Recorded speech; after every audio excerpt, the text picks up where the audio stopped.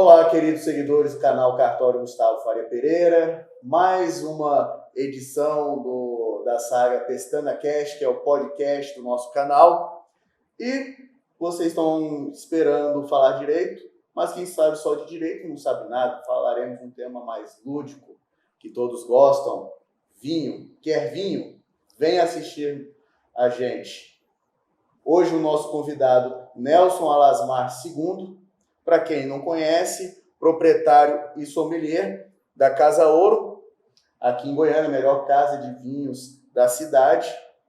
E vou falar para vocês entenderem um pouco mais do universo do vinho e vocês verem que não é tão complexo. O Nelson ele tem décadas de experiência com esse ramo e vamos ter um dedinho de prosa e depois, obviamente, uns brindes.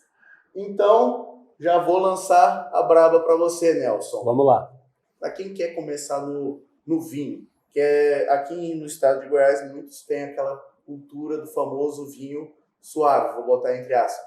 Como eu posso entrar de vez no mercado, na questão do vinho, no mundo do vinho, em sua plenitude?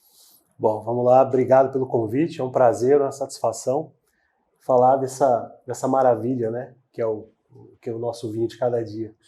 Para quem está começando a tomar vinho, Gustavo, a minha sugestão é que comece pelos vinhos mais leves. A uva Pinot Noir, os vinhos de entrada, mesmo sendo Malbec, Cabernet, enfim, procure pegar esses vinhos de entrada. Né? Por quê? Porque os vinhos de entrada são vinhos que não estagiaram em carvalho, não passou em carvalho. São vinhos mais jovens.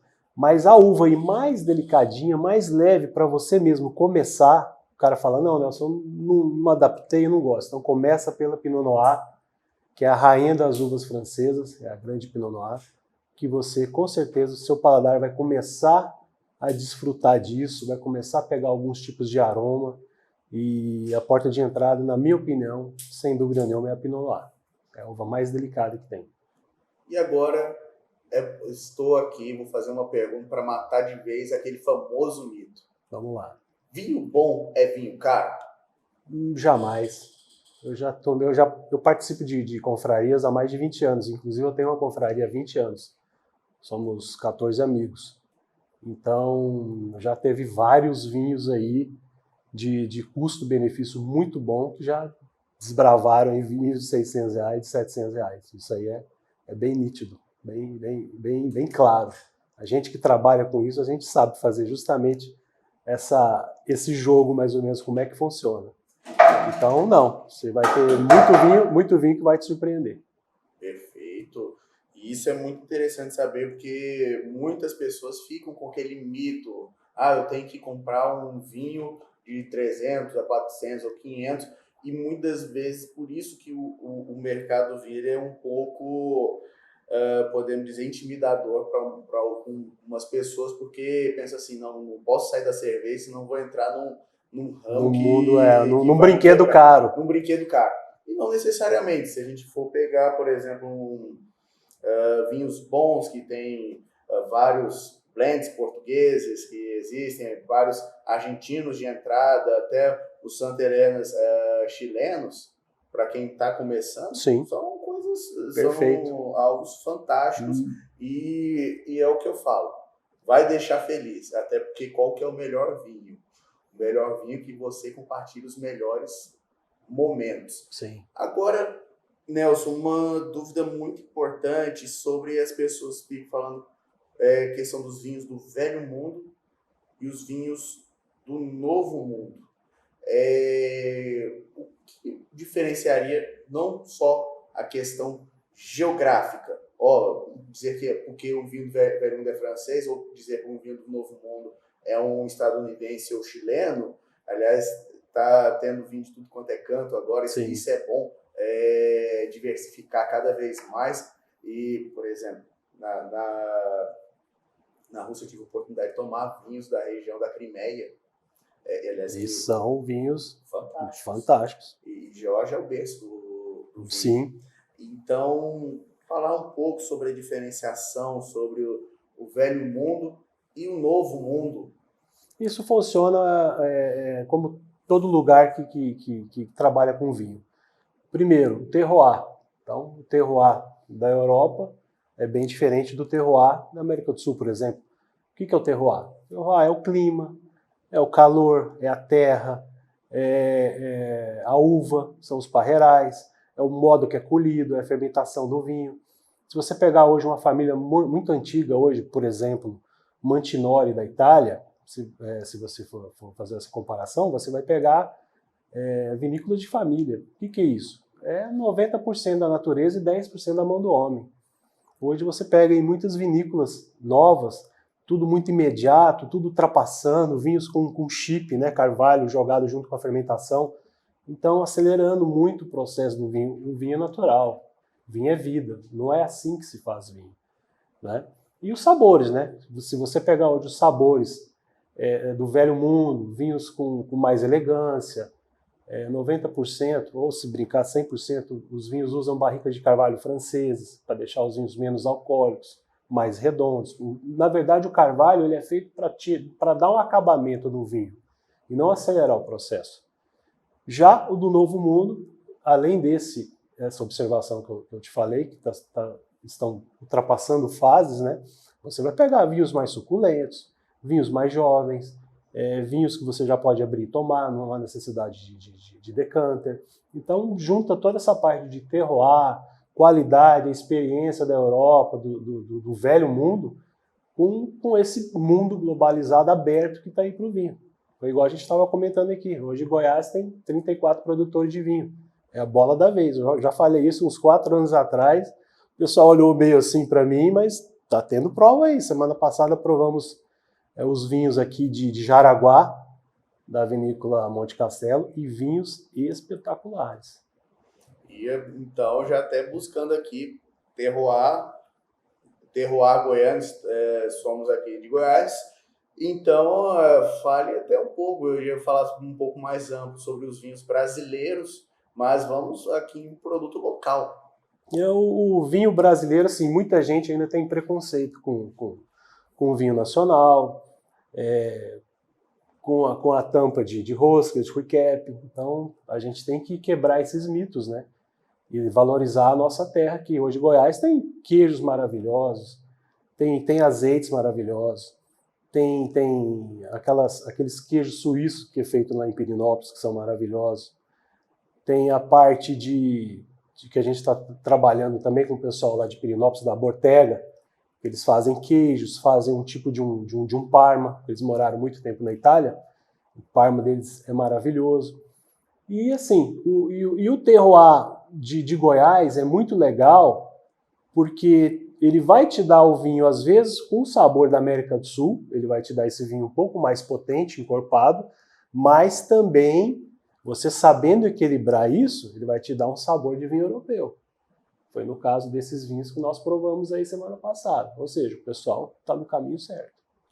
Perfeito. Então, falando até nesse sabor de América do Sul, sabor mais potente, eu queria que você falasse até uma questão sobre dicas sobre a harmonização, por exemplo, o cardápio mais tradicional brasileiro, pelo menos quando sai, ou quando, não vou dizer o seu dia a dia, obviamente, que o modo do almoço brasileiro é um pouco diferente do almoço do francês, do português. Sim. Então, teria uma peculiaridade para a harmonização e muitas vezes o consumo de álcool no dia a dia Sim. é até menor. Porque o consumo de vinho brasileiro ainda é muito baixo. É muito pequeno. Comparado até, por exemplo, nossos vizinhos uruguaios, nossos vizinhos argentinos. Ou seja, a renda per capita é praticamente a mesma, tem uma tradição muito próxima, mas até desde já começar aquele fim de semana brasileiro. Vamos lá, massas, carnes, embutidos em geral, queijos e também sobremesas. E comida japonesa. Comida japonesa, eu acho que eu adoro, é uma delícia, a gente estava falando isso aqui agora. Você pegar a comida japonesa hoje com Sauvignon Blanc, com Chardonnay ou com espumante, perfeito. Vai de acordo com o que você gosta. Então você está no caminho certo. Nós gostamos muito de churrasco, igual argentino, né? Então, churrasco, claro que um belo do Malbec vai encaixar, um Syrah, um Cabernet Sauvignon, mais jovens, né? Vinhos que estagiaram em carvalho, para te dar aquela potência, para essa potência justamente absorver a gordura da carne. Massas você pode partir para a Itália. Sangiovese, Nero d'Avola, o Negro Amaro, que é uma uva deliciosa, que eu aconselho Negro Amaro com lasanha, com pizza, é um vinho, vamos dizer que é um vinho coringa, né? O Primitivo de Mandúria. Então são vinhos que para você beber e comer sem compromisso. Não levar aquela coisa tão a sério, né? No pé, ferro e fogo, né? Nossa, eu vou receber alguém aqui em casa, e como é que eu faço? Será que vai dar certo? Cara, esquece isso, bebe o que você gosta, toma o que você gosta e relaxa, porque o negócio é ser feliz, é tranquilidade, comemorar a vida. Se você vai, sim, fazer uma degustação, uma aula, uma apresentação, tudo bem, você preocupa com esses detalhes. Passa lá na loja que a gente faz essa assessoria para o pessoal. Aí é tranquilo. Isso é ótimo. Sempre esteja acompanhado do sommelier, confie no sommelier. Pode confiar. Sempre... Esse é o grande diferencial nosso, meu e do Jefferson lá, essa assessoria para confrarias, para restaurante. Hoje tem vários chefes, cozinheiros em Goiânia que fazem o evento na sua casa, passa lá na loja com o cardápio, Nelson, esse cardápio é da minha cliente, o que eu vou servir? Você vai servir isso, isso e isso. O pessoal já compra o vinho com a harmonização, tá tudo certo. Isso é ótimo, ou seja, do começo, meio e fim. Ou Sim. seja, uma boa comida e uma boa bebida para todo mundo ficar feliz. Perfeito. E até puxando o gancho, você estava falando do Sangiovese, Nero d'Avola, Primitivo de Mandúria, Primitivo de Ligúria. Agora, uma questão muito importante, muitas pessoas pensam que não é uma questão de passagem, o que faz a questão de um vinho, uma vinícola, ter uma DOC, que é uma denominação de origem controlada, ou seja, apelação de origem controlada, que é denominações de origem em relação à sua produção. Isso daí na verdade é uma fiscalização muito rígida que tem na Espanha, em Portugal, na Itália. Eles têm eles colocam até um selinho na garrafa quando a região ela é demarcada. Então, só naquela região demarcada podem ser feitos tais vinhos. Né? Claro que em volta vai ter vários tipos de vinhos, mas não vão ter esse DOC no rótulo ou aquele selinho no gargalo do vinho. Seria uma linha de qualidade que ela alcança 100% da qualidade do vinho e das metas que eles pedem para os produtores cumprirem. Né? Aquele grau de qualidade, tem que ser aquela uva, tem que ser aquele tempo de estágio em madeira, tem que ser tudo com a sua regra. Então esse é o grande diferencial de você tomar um vinho de uma região demarcada. Aliás, até uma das denominações de origem controlada mais famosa se chama champanhe. Sim. E em relação à procedência dos vinhos espumantes da região de Champagne. Agora, pergunto, vamos falar um pouco, para não dizer que esquecemos dos espumantes. Existe do mundo espumante, além da região de Champagne, a vida? Além da região de Champagne, se haverá demais. Há muita vida. Hoje mesmo os espumantes nacionais brasileiros são maravilhosos. Já desbancaram em muitos champanhes franceses. Né? Mas se você pegar hoje, cavas espanholas são maravilhosas. Se você pegar hoje os hastes italianos são maravilhosos, prosecos. Né? A única coisa que muda é justamente esse DOC, vamos dizer, lá na região de Champagne. Ela foi considerada essa região de Champagne para ser produzido justamente os champanhes. Então eles fizeram tudo isso para justamente valorizar esse trabalho francês. Mas comparando a Champagne e vários outros espumantes do mundo inteiro, é claro que um champanhe sempre vai ser um champanhe. Mas hoje champanhes aí que você pega grandes marcas como a Piper, na minha opinião, uma das melhores, custo-benefício muito bom, você tem várias, você pode lidar com isso com muita facilidade, tanto com o Prosecco, como as cavas e os espumantes nacionais. A diferença, é claro, que são as cifras, né? Então, as francesas são muito mais caras. E daí eu dei só um exemplo de um estilo. É claro que vai ter Dom Perignon, La Grande Dama, Krug. Então, vai só subindo os preços. A Belle Époque. É mais ou menos por aí. Que é a lógica do Bem de Giffen. Quanto mais caro, mais acaba Cristal, vendendo mais. justamente. Cristal. Tem para todos os gostos e bolsos, né?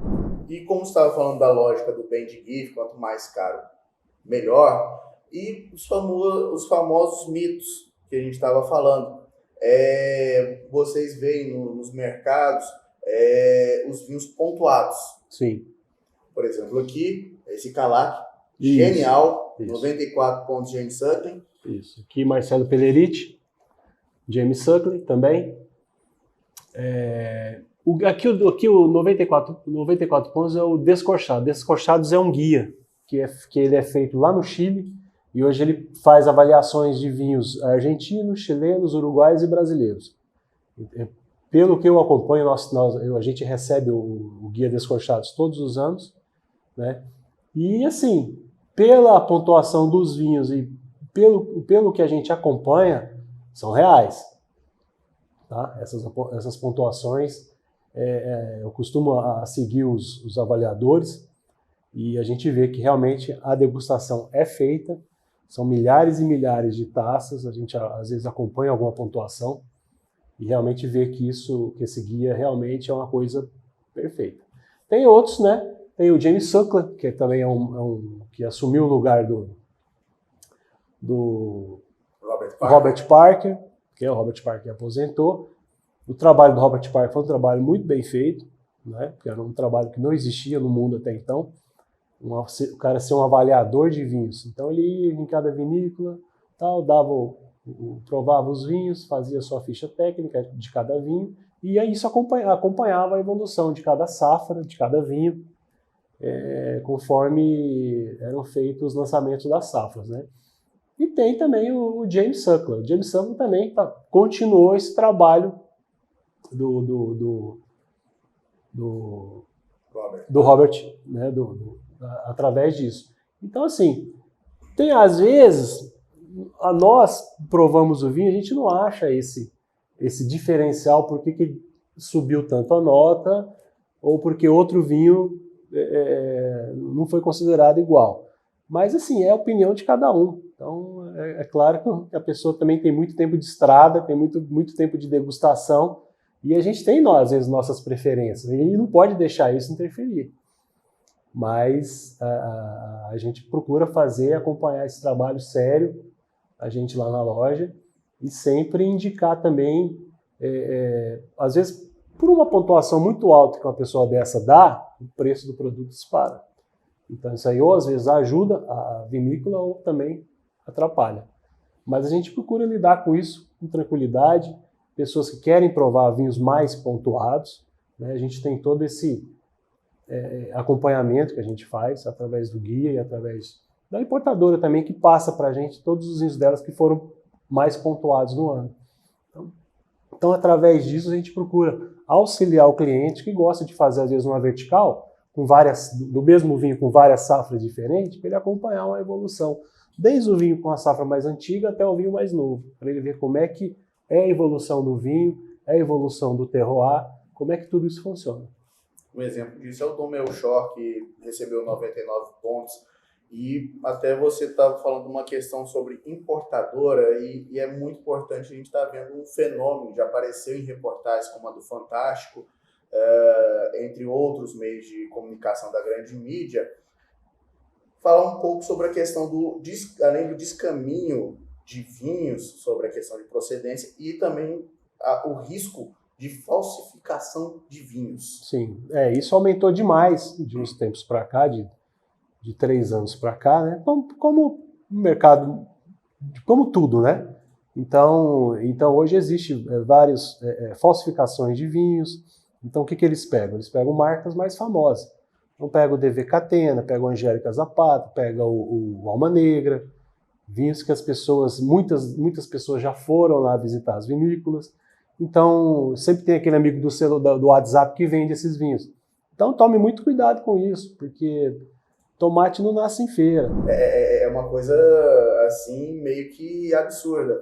Aliás, falando em Pepsi, que é uma bebida tradicional, todo mundo gosta, Coca, Pepsi, alguns preferem Pepsi, alguns preferem Coca. Eu vou falar de uma coisa bem braba que até o Coca-Cola harmoniza, que lembra muito do quê? Hambúrguer. Hambúrguer. E agora eu tava lá falando com um amigo meu e ele mandou uma braba. Então, tem vinho que harmoniza com hambúrguer, com pão de queijo, vinho combina com tudo. Sempre vai ter um vinho para tudo? Então, me diz.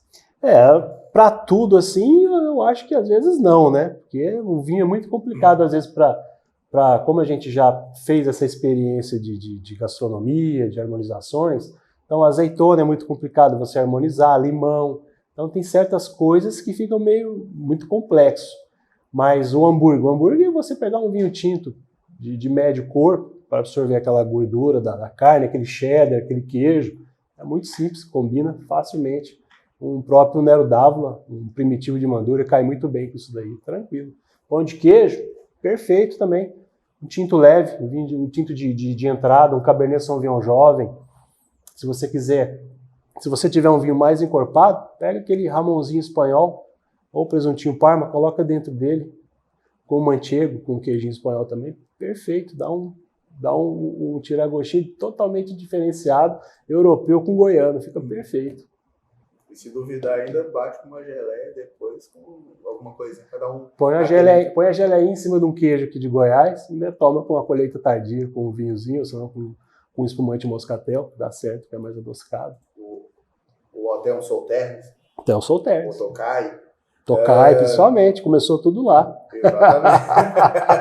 Sabia que o hino da Hungria fala sim, fala, justamente. E isso é muito interessante, ou seja, o vinho faz parte da cultura. É cultural, é história. E logo vai reforçar na cultura brasileira. Se aqui em Goiânia a gente está com a tradição da cerveja, quem é mais experiente artesanal, sabe, né? tomar uma cerveja, logo estamos vendo tomar o vinho, não é mais como só na região sul, ou em São Paulo, que o pessoal fica, e cada vez mais o nacional. E aí cada vez mais o local. O local. Não é só Goiás também, mas como o Distrito Federal também está produzindo muita coisa boa. Isso aí a gente não pode deixar de falar.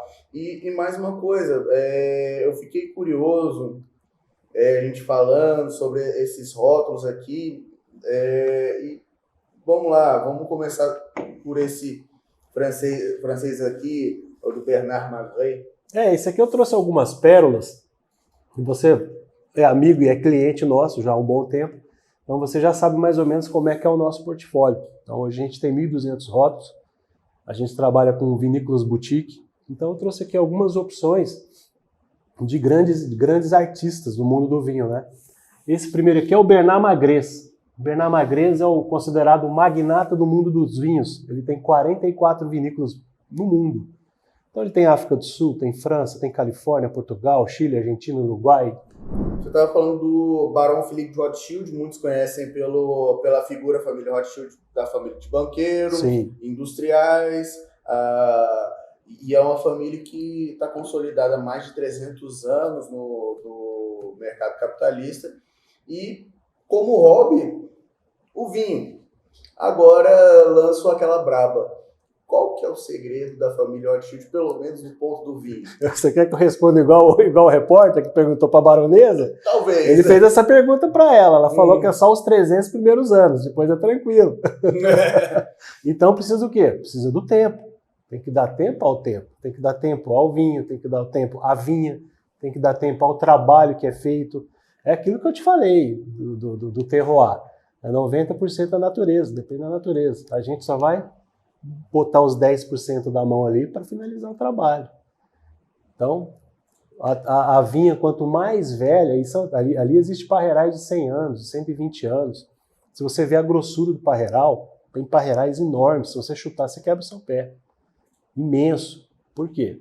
Tempo do parreiral, conforme... porque o parreiral tem que sofrer. Então ele sofre com o calor, que é de manhã, o frio, que é à noite, as épocas de frio da Europa, e com isso ele vai buscando cada vez mais nutriente lá embaixo. Existem raízes aí de vinha de 30, 40 metros de profundidade. Por quê? Porque ela vai onde estão os nutrientes para puxar isso para ela sobreviver. Isso aí vai trazer a qualidade do vinho. Ela vai trazer aquela baga do vinho caprichada para você gastar 20, 30 quilos de uva para fazer uma garrafa de vinho. Esse é o diferencial. Essa é a qualidade. E demora muito tempo para você alcançar isso. Aliás, puxando até o gancho da questão da natureza. A gente estava falando sobre a questão dos orgânicos. Fala, além dessa garrafa, como se diz, vinho não sai da gôndola do supermercado, não nasce na gôndola do supermercado. Sim. Ou seja, é um processo e tem a natureza, tem a mão do homem, dependendo de quanto é a proporção. Então, botando aqui, vou encaixar mais uma braba. Vamos lá. Falando em natureza, a nova tocada, a novidade, os vinhos orgânicos, não só por uma questão de mercado sustentável, mas sim também como uma nova alternativa na produção de vinho. E eu confesso, eu tive muitas reservas em relação aos vinhos orgânicos, porque eu não peguei ainda coisas de qualidade, de gosto bom, propriamente dizendo, em relação ao paladar, mas você que é o expert do vinho, poderia falar um pouco sobre eles? Demais. Aqui no Brasil já existem vários produtores de vinhos orgânicos. A gente fala que é o vinho de garagem. São sabores bem diferentes do tradicional. Tá? Você vai pegar, são sabores mais complexos, são sabores, dependendo se for um vinho tinto, mais com aromas assim, de couro, assim, você vai sentir um cheiro, um aroma assim, diferente do tradicional. Né? Tem muitas pessoas que gostam, tem muitas pessoas que não gostam. Então, mas eu acho que com o tempo, com o passar do tempo, eu acho que esse tipo de vinho ele já tem uma fatia boa do mercado, está crescendo muito. Né? Uma que você pode fazer um teste, que eu acho muito legal, é uma vinícola muito boa do Chile, que é a Emiliana. A Emiliana ela faz os vinhos orgânicos e o biodinâmico. Então, ele junta tudo isso, junta o terroir, junta a natureza, junta a qualidade do vinho, porque como eles já fazem um vinho muito bom, que é o vinho Emiliana, eles estão com esse desafio de fazer esse tipo de vinho. E está dando certo. Só que é igual eu te falo, tudo é com o tempo, tudo é devagarzinho. Então, tem pessoas que gostam, tem pessoas que não gostam. É igual eu te falei, são vinhos que você abriu ali a garrafa, você passa 3, 4 dias, ele já começa. O ideal é você já matar aquela garrafa ali, porque são vinhos naturais, são outros sabores. Né? Você vai ver que a coloração deles são mais turvas, né? Você pegar um vinho branco, você não consegue às vezes nem enxergar do outro lado da garrafa, de tão turvo que é, mas é um produto que está ali em fermentação, está vivo e eu acho que vale a pena a experiência de você provar. E a gente estava até falando sobre uma história de um produtor brasileiro. Você poderia até relembrar? Falo na hora. Querido seguidor? Isso foi em, eu acho que 2006, eu estava numa feira em São Paulo, enorme de vinhos, e a feira é tudo maravilhoso, aqueles estandes enormes, Miolo, Casa Valdugo, os importadores, e eu saí para ir no banheiro, e quando eu entro na reta do banheiro, assim, bem quando eu entro, assim, porque na reta eles não colocam estandes, né? Então, bem na curvinha, assim, tinha um estande pequenininho, tamanho dessa mesa aqui, um cara atrás, e aí me surpreendeu, eu olhei, cheguei perto, vi só 3 garrafas, falei, escuta, como é que é isso aqui? Aí ele falou, não, tudo bem, meu nome é tal, eu faço vinho de garagem. Eu falei, vinho de garagem? Como é que é isso aí? Aí ele me pegou uma garrafa de um branco, ele tirou a tampinha como se fosse abrir uma garrafa de cerveja, aquela garrafinha a tampa de cerveja, e botou para mim o rosé. Eu provei o rosé, totalmente diferenciado. Depois ele abriu também o branco, o chardonnay de garagem, totalmente diferenciado. Coisas novas, isso aí em 2006. né? É o que a gente está falando aqui do vinho natural, né? O vinho de garagem. Palato quanto o olfato em relação a um bom vinho, como captar. Ou seja, não adianta uma pessoa que está começando pegar, por exemplo, um Grand Cru ou um Premier Cru. Vai xingar a gente. Vai xingar, vai falar assim, você me vendeu um vinho de R$1.700, você me vendeu um vinho da safra...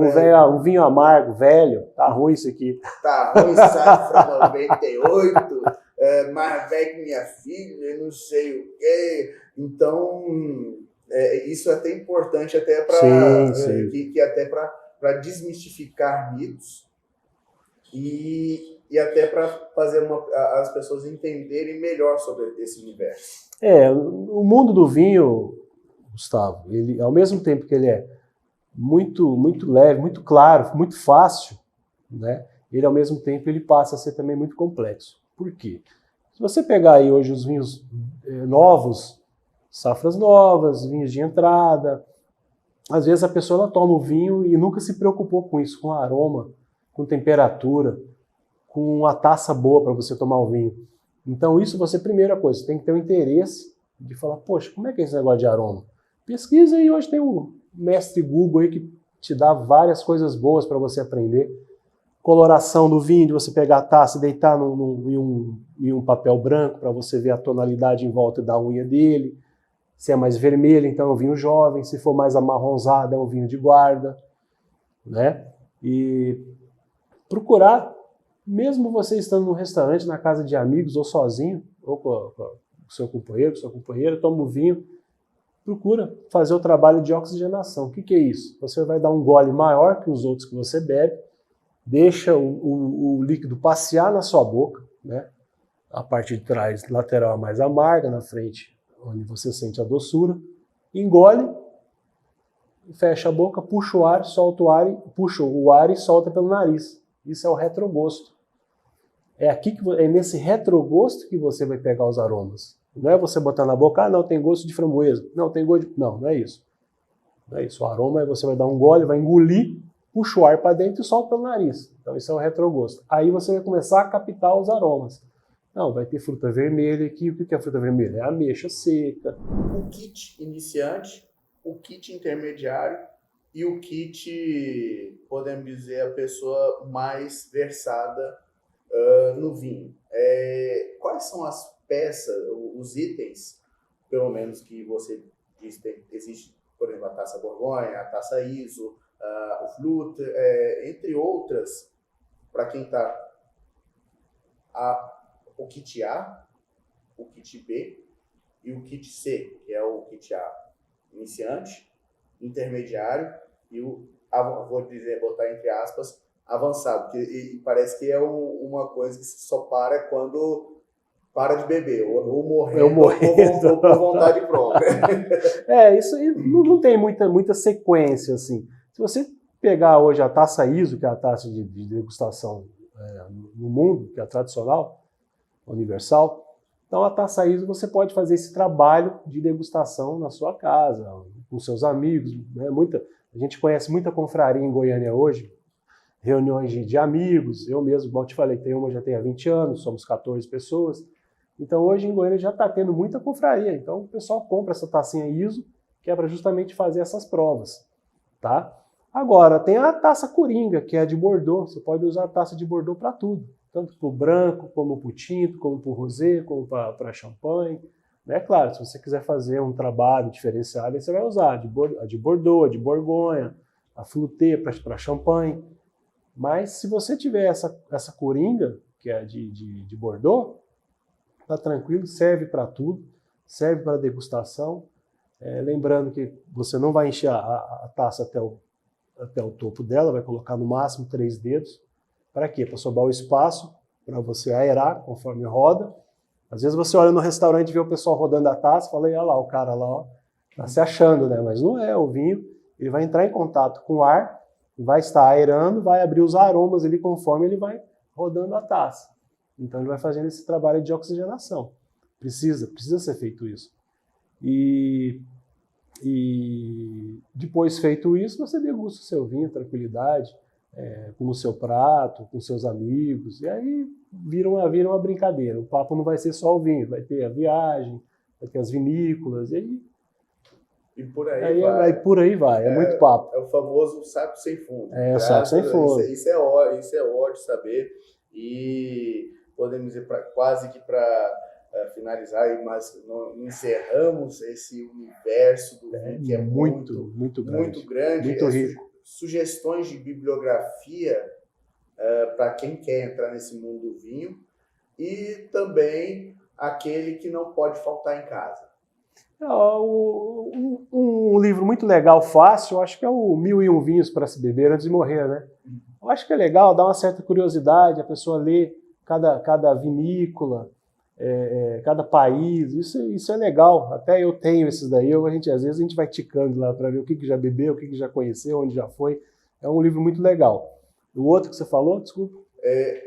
Que podemos dizer, rótulos que não podem deixar de faltar em casa. Nossa, eu não tenho comigo isso, assim. Primeiro que eu trabalho e vendo, eu não pego amor pelas garrafas. Mas assim, cara, são vinhos que já me marcaram muito. Algumas vinícolas que não recebem visitação, como a Vega Sicília, então eu consegui estar na Vega Sicília, trouxe um vinho da Vega Sicília para mim. E para quem quer saber onde fica a Casa Ouro aqui em Goiânia, como é que eu posso saber? Nós estamos ali na T63, em frente ao Pão de Açúcar. Eu estou lá há 24 anos, eu e o Jefferson. Tem o nosso WhatsApp direto, que é o 995529565. Tem o nosso delivery lá, todos os dias, de segunda a sábado.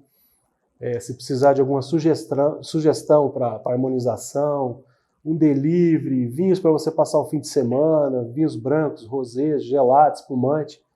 E sem contar aquela maravilha dos conhaques franceses, né? Jean Grosperrin, que é fantástico, a cereja do bolo. Exato. Quem não conhece ainda, quem entra no vinho também, o conhaque também vale muito a pena, porque é um destilado bastante complexo, é um destilado. Aqui em Goiânia ainda tem a cultura do whisky, o pessoal está entrando ainda no whisky, mas pelo calor ainda o pessoal não tem conhecimento sobre conhaque, mas vale muito a pena, pelo menos ter um balão em casa para... Vale demais, né? Assim, igual você falou, é muito complexo, mas eu acho que quando a gente vai alcançando não vou falar a idade, mas a gente vai ficando mais aerado, a gente já deixa um pouquinho o uísque de lado e pega um bom conhaque, um blend de Jerez, que eu adoro, que é uma delícia, um destilado espanhol. Todos podem ser felizes. E finalizando aqui esse delicioso podcast, espero que tenha sido assim, falar só, porque aqui eu estou acostumado a falar só de direito, então vamos quebrar um pouco essa coisa, vamos falar de coisas boas, vamos falar de vinho, porque aquele negócio... Direito muitas vezes é bom para um, mas é ruim para outro, mas não pode dizer que, por exemplo, esse Marcelo Leriti fica ruim para todos. Não, todos acabam ganhando, todos saem felizes. Com certeza. Então, briguem mais e briguem menos. Justamente. Mais. Santé. Ein Prosit, salute. Salut. Ou, como diz em japonês, Kampai. Kampai. Muito obrigado. Obrigado você pelo convite. Sucesso. E teremos muitos eventos para celebrar. Tem bastante. Está vindo muita novidade aí da Casa Ouro, com o Wine Festival, o Cassius Wine Weekend, que é um evento maravilhoso, só de vinhos. Tem muita coisa chegando aí. Vou te mantendo informado. Não, perfeito. Já me boto para... Você põe no circuito. Na hora. Obrigado.